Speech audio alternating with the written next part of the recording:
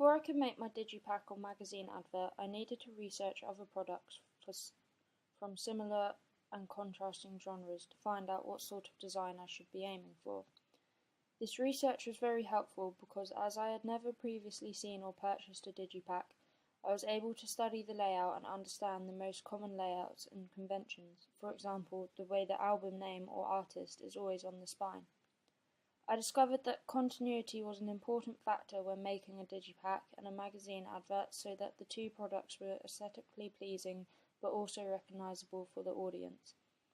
I originally wanted to link the digipack and magazine advert to the narrative of the video, for example, having screenshots from the video in the digipack, but because the character in my video isn't played by the artist, I felt that I couldn't put the actress on the digipack and magazine advert, as this would be misleading to the audience. However, the magazine advert and digipack were made to work in conjunction with each other to make the products easily recognizable. Therefore, not only does the digipack and advert have the same background image, but the advert also features the image of the digipack on the wing of the plane. I think this demonstrates the use of synergy, the interaction or cooperation of two or more organizations, substances, or other agents to produce a combined effect greater than the sum of their separate effects. So in other words, my digipack and magazine advert work together to create a greater advertising product that is recognizable across the two individual products. Both of my ancillary texts are very similar to each other. They both use the same colors and the same font to help the audience link the products together and back to the artist. I felt that a single color text was suitable for both of my ancillary texts, as it was easy to see and clear-cut, which helped to create the fresh, crisp look I wanted to achieve with my products. The image I used on my digipack and advert doesn't necessarily fit in with the narrative of my music video, but it does fit in with the image I want to portray of the artist. I believe it is quite a relaxed but creative image which gets your mind wondering about the style of the artist and perhaps implies that her music falls into the indie genre, as it could be interpreted as a hipster image which is commonly associated with the indie genre.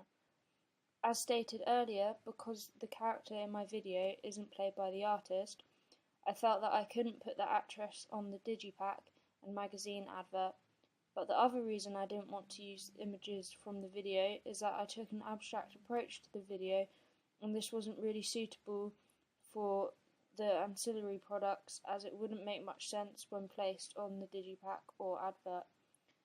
However, I think the image I chose is still appropriate and fits well with my artist, as the song and digipack are called So High, and the image is taken from an airplane, therefore you feel like you are literally so high when looking at the image. The images of the artist on the back of the digipack were used to help the audience feel connected to the artist, so that they can form a stronger bond to her and her music. I also did this because it's nice to have a face to the name, as the old saying goes. Therefore, I think the images help make the product more satisfying overall.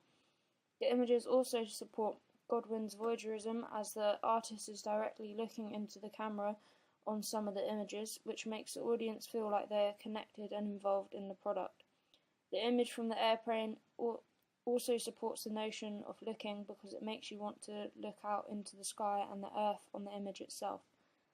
I also purposely included images of the artist due to Lacan's mirror stage and the idea that the audience reflects part of themselves onto the artist and part of the artist onto themselves, thus bringing them together and closer to the product and making them more interactive with the industry and the artist as they see themselves reflected within it.